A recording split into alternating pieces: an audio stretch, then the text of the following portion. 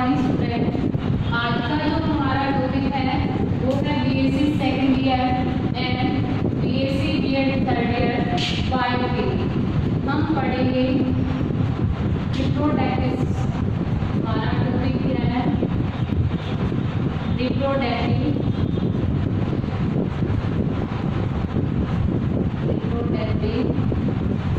System.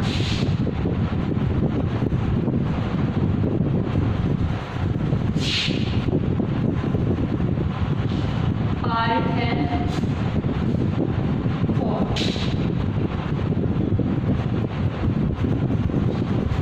ठीक है, तो हम पढ़ेंगे रिप्रोडक्टिव सिस्टम और एम्ब्रियोलॉजी वाली जो बुक है उसका पार्ट है हमारा 4।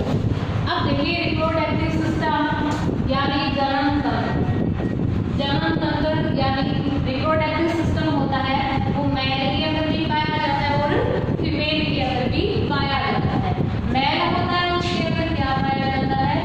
मेल रिप्रोडक्टिव सिस्टम पाया जाता है। मेल रिप्रोडक्टिव सिस्टम पाया जाता है और जो फीमेल होती है उसके अंदर क्या पाया जाता है? फीमेल रिप्रोडक्टिव सिस्टम पाया जाता है। रिप्रोडक्टिव सिस्टम पाया जाता है। मेल होता है उसके अंदर मेल रिप्रोडक्टिव सिस्टम पाया जाता है और जो फीमेल होती है उसके अंदर फीमेल रिप्रोडक्टिव सिस्टम पाया जाता है। अब देखिए रिप्रोडक्टिव सिस्टम पढ़ने से पहले आपको रिप्रोडक्शन के बारे में पता होना चाहिए, यानी जनन क्या होता है। जंतुओं के द्वारा अपने समान नए जीव या नई संतति को उत्पन्न करना ही क्या कहलाता है? रिप्रोडक्शन कहलाता है। रिप्रोडक्शन होता क्या है वो देखिए।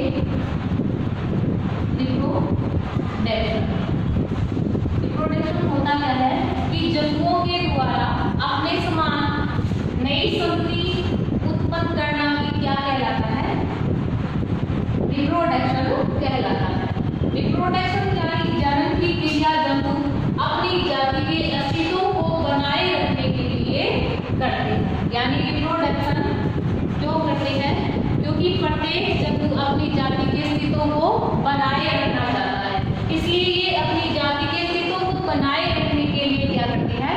रिप्रोडक्शन करते हैं। तो हमारा मेन पॉइंट क्या था? Reproductive system. रिप्रोडक्टिव सिस्टम जंतुओं में 2 प्रकार के होते हैं, या रिप्रोडक्टिव जंतुओं में पाए जाने वाले रिप्रोडक्टिव सिस्टम कितने प्रकार के होते हैं? 2 प्रकार। फर्स्ट है male reproductive system. Male reproductive system. Second है फीमेल रिप्रोडक्टिव सिस्टम।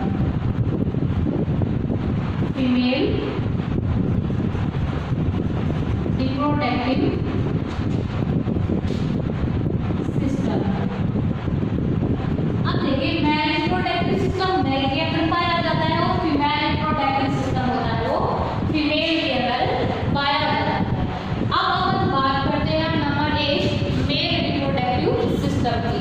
तो मेल रिप्रोडक्टिव सिस्टम मेल के अंदर पाया जाता है और मेल रिप्रोडक्टिव सिस्टम होता है वो निम्न अंगों से मिलकर बना होता है।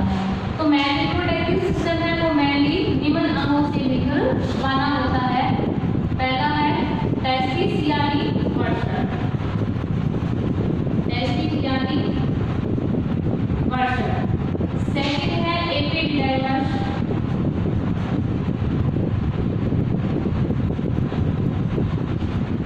सेकंड क्या है ना? एपिडर्मिस यानी वर्षण। टेस्टिस यानी वर्षण। सेकंड है एपिडर्मिस। थर्ड है वासा डिफरेंशिया। वासा डिफरेंशिया या वासा डिफरेंस यानी शुक्र जनक नलिका।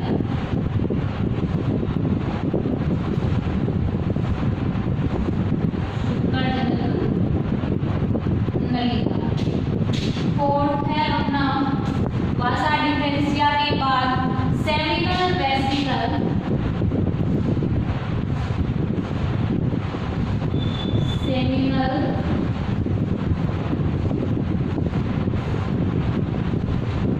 वेसिकल यानी शुक्राशय, ठीक है।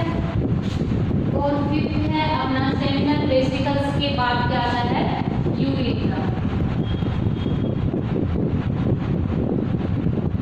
और उसके बाद आता है पेनिस, जिसको हिंदी में सीसन बोला जाता है। अब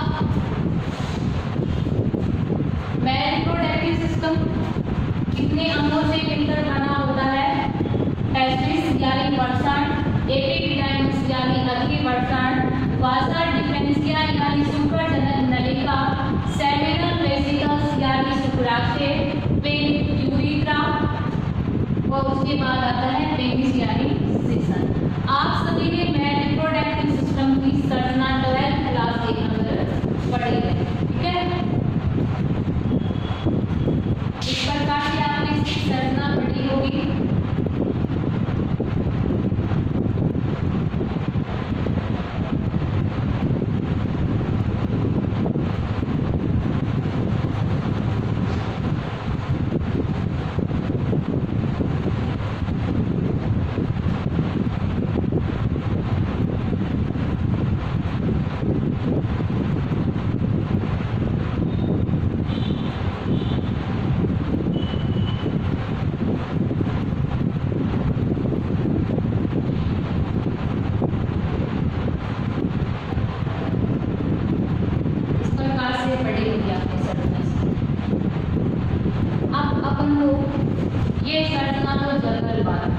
यानी ये संरचना तो आपने 12th क्लास के अंदर पढ़ी।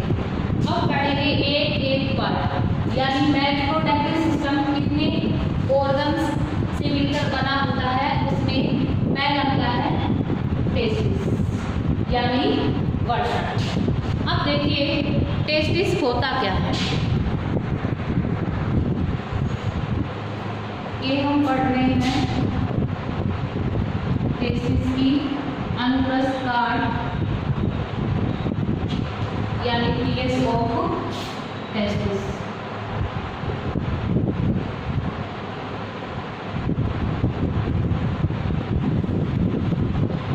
पीएस ऑफ टेस्टिस पढ़ते हैं, ठीक है। इसका डायग्राम किस प्रकार से होगा वो देखिए।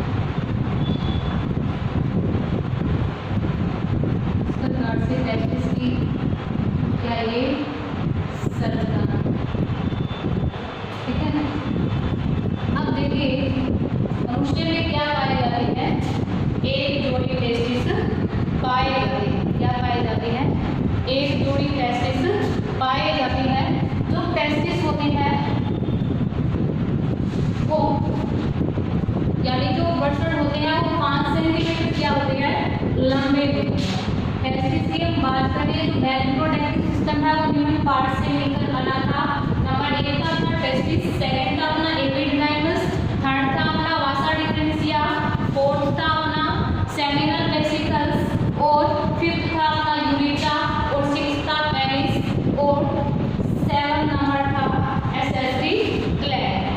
अब देखिए हम बात करें टेस्टिस की यानी वर्षण। जो मनुष्य है उसके अंदर क्या पाए जाते हैं, एक जोड़ी क्या पाए जाते हैं, वर्षण पाए जाते हैं। क्या पाए जाते हैं, एक जोड़ी वर्षण पाए जाते हैं। ये जो वर्षण होते हैं वो वर्षण कोश में पाए जाते हैं। वर्षण होते हैं वो वर्षण कोश में पाए जाते हैं। क्यों?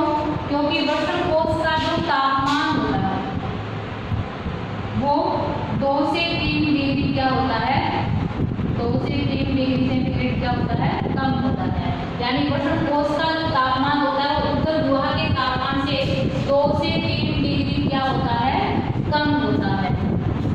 अब देखिए वर्षण जो होता है वो 5 सेंटीमीटर क्या होता है, चौड़ा होता है। क्या होता है, चौड़ा होता है। सॉरी 5 सेंटीमीटर क्या होता है, लंबा होता है और 2.5 सेंटीमीटर क्या होता है, ये चौड़ा होता है। ध्यान में रखना कि वर्षण है वो मनुष्य में एक जोड़ी पाए जाते हैं और वर्षण होते हैं वर्षण कोश में पाए जाते हैं, क्योंकि वर्षण कोश का तापमान होता है वो उदर गुहा के तापमान से 2 से 3 डिग्री क्या होता है, कम होता है।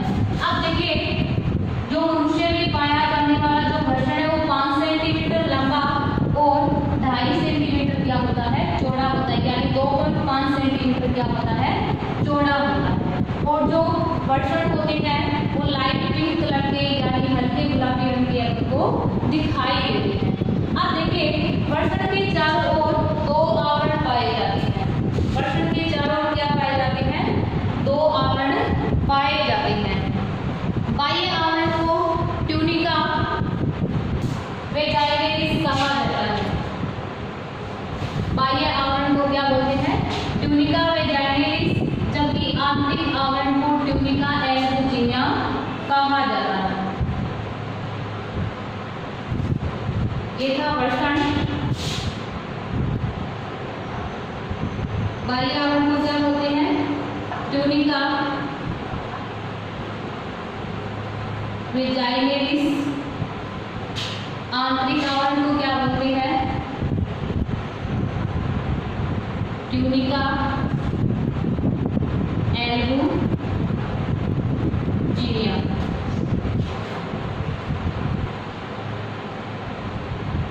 ये है जर्मिनल एपिथेलियल।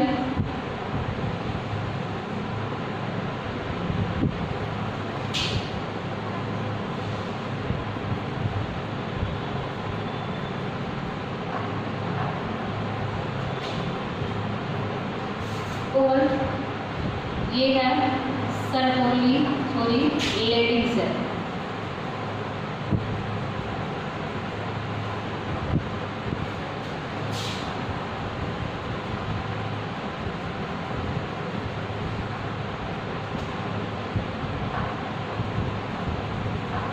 Blood cell. अब हमको टेस्टिस की टीएस पढ़नी है, उससे पहले आपको ये भी पता होना चाहिए, अपन ने अभी पढ़ा था कि वर्षण कोश का जो तापमान होता है वो उत्तर गुहा के तापमान से 2 से 3 डिग्री कम होता है। अब देखिए कभी कभी क्या होता है कि जो वर्षण होते हैं वो वर्षण कोश में नहीं उतर पाते। वर्षण होते हैं वर्षण कोश में नहीं उतर पाते, इसको क्या बोलते हैं, गोपिक वर्षण। गोपिक वर्षण का कहा जाता है इसे। यदि वर्षण कोश में नहीं उतर पाते तो इसे विप्रोक्रेटिज्म या गोपिक वर्षण का कहा जाता है। परंतु कई बार अधिक तापमान पर शुक्राणुओं का यानी स्पर्म का परिपक्वन नहीं हो पाता, यानी मैच्योरेशन नहीं हो पाता। इस घटना को क्या बोलते हैं, एंडोस्पर्मिया कहा जाता है।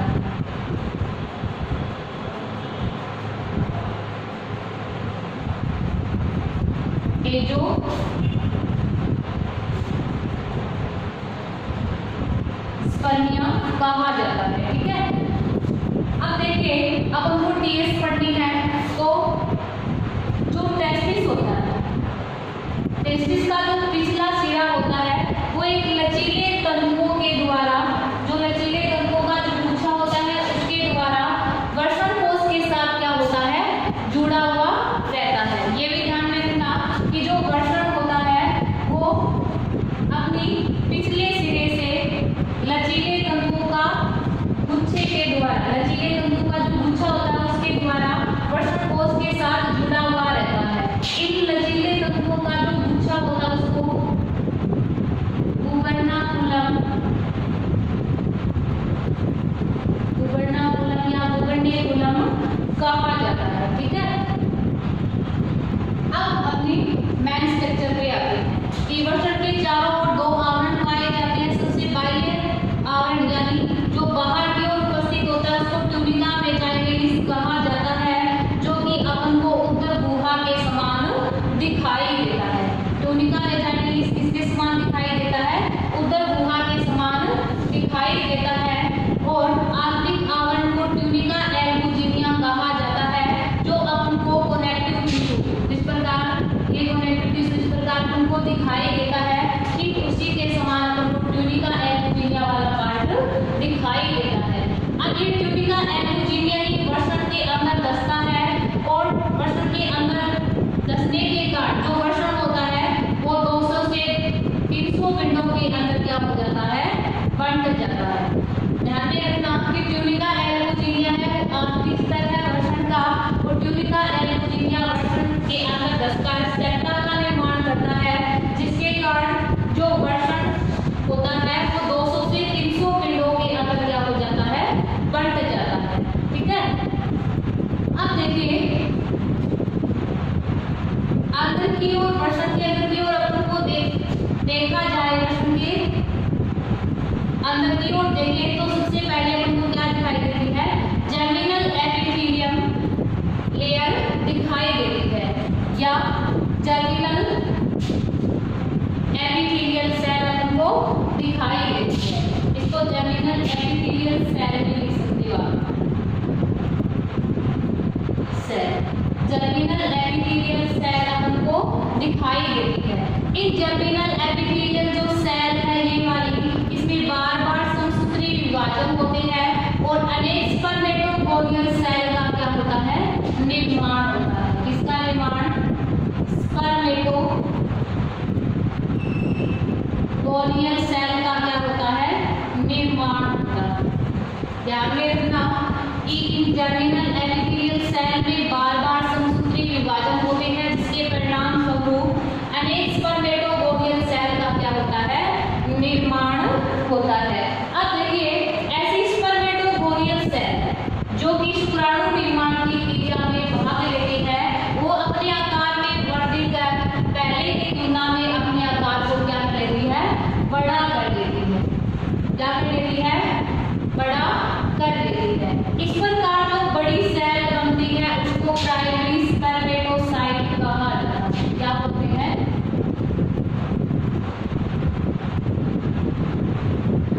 प्राइमरी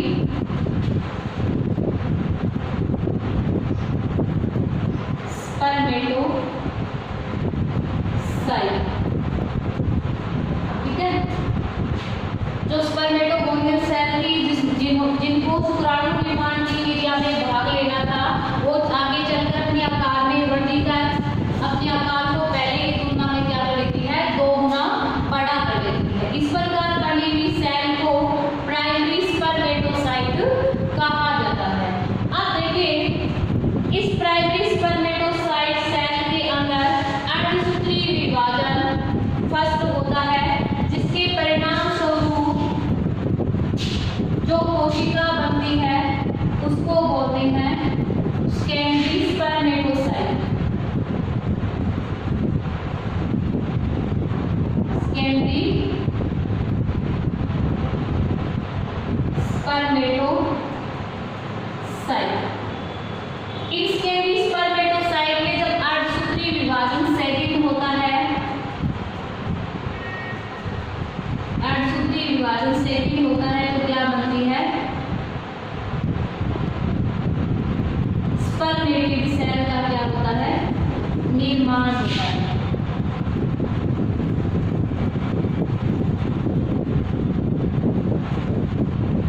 स्पर्मेटिड सेल का क्या होता है, निर्माण होता है। ये स्पर्मेटिड सेल स्पर्मियोजेनेसिस की क्रिया के द्वारा इन स्पर्म का क्या करती है, निर्माण करती है। इसका निर्माण करती है, स्पर्म का निर्माण करती है। अब देखिए, यदि प्रत्येक पिंड के अंदर देखा जाए तो 3 से 4 हमको सुपरजनक नलिकाएं दिखाई देती है। क्या देती है, 3 से 4 सुपरजनक नलिकाएं दिखाई देती है। इन सुपरजनक नलिकाओं के चारों ओर मौजूद कनेक्टिव टिश्यू में अपन को विशेष प्रकार की कोशिकाएं दिखाई देती है, जिनको लेडिंग सेल कहा जाता है। जिनको क्या बोलते हैं, लेडिंग सेल कहा जाता है। इस लेडिंग सेल के द्वारा नर हार्मोन यानी male hormone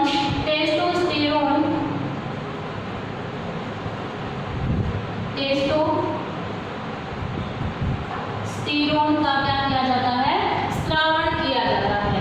male hormone testosterone का क्या किया जाता है, स्रावण किया जाता है। ये टेस्टोस्टेरोन जो हार्मोन होता है, ये मेल के सेकेंडरी सेक्सुअल कैरेक्टर यानी द्वितीयक लैंगिक लक्षणों के लिए क्या होता है, ये उत्तरदायी होता है। जैसे सेकेंडरी सेक्सुअल कैरेक्टर, जैसे आवाज का भारी होना और दाढ़ी मूंछ का आना, ये मेल के सेकेंडरी सेक्सुअल कैरेक्टर है। अब देखिए, यदि सुपरजनक नलिका के अंदर की ओर देखा जाए तो हमें फूली हुई कोशिकाएं दिखाई देती है। क्या दिखाई देती है, फूली हुई कोशिकाएं दिखाई देती है। इन फूली हुई कोशिकाओं को सर्टोली सेल कहा जाता है। क्या बोलते हैं, सर्टोली सेल कहा जाता है। इसकी खोज की थी एनरिको सर्टोली नामक वैज्ञानिक ने। इस वैज्ञानिक के नाम के आधार पर इसे सर्टोली सेल कहा जाता है। तो ये थी टेस्टिस की संरचना।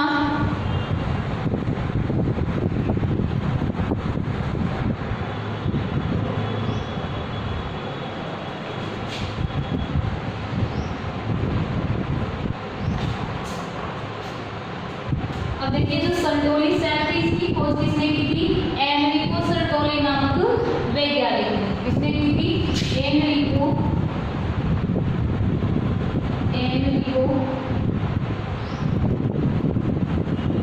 सर्टोली नामक वैज्ञानिक ने इसकी खोज की थी, सर्टोली कोशिका। इस वैज्ञानिक के नाम के आधार पर इसे सर्टोली सेल कहा जाता है। अब बात करते हैं फंक्शंस ऑफ सर्टोली सेल यानी सर्टोली कोशिका के कार्यों की अपन बात करें।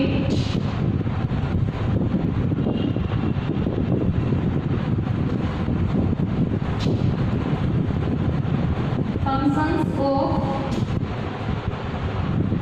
सर्टोली सेल,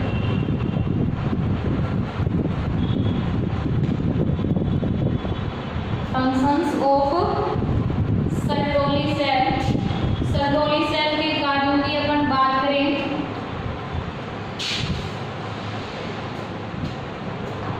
तो सर्टोली सेल का जो फर्स्ट कार्य है वो क्या करती है, कि ये शुक्राणुओं को पोषण प्रदान करने का क्या करती है, कार्य करती है। सर्टोली सेल शुक्राणुओं को पोषण प्रदान करने का क्या करती है, कार्य करती है। अब सेकंड फंक्शंस की बात करें तो जो सर्टोली सेल होती है उसके द्वारा इनहिबिन प्रोटीन हार्मोन का क्या होता है, स्रावण होता है। इनहिबिन प्रोटीन हार्मोन का क्या होता है, स्रावण। कौन से हार्मोन का, इनहिबिन प्रोटीन हार्मोन का क्या किया जाता है, इसके द्वारा स्रावण किया जाता है। यह इनहिबिन प्रोटीन हार्मोन प्यूस ग्रंथि की एडिनोकाइकोकाइसिस लोब के द्वारा स्रावित होने वाले एफएसएच हार्मोन का क्या करता है, विरोध करता है। एफएसएच हार्मोन का क्या करता है, विरोध करता है। और इस प्रकार एफएसएच हार्मोन का विरोध कर यह शुक्राणु निर्माण की क्रिया को क्या करता है, कंट्रोल यानी नियंत्रित करने का कार्य करता है। अगला थर्ड फंक्शन की इसकी बात करें तो सर्टोली सेल के द्वारा एंटी मुलेरियल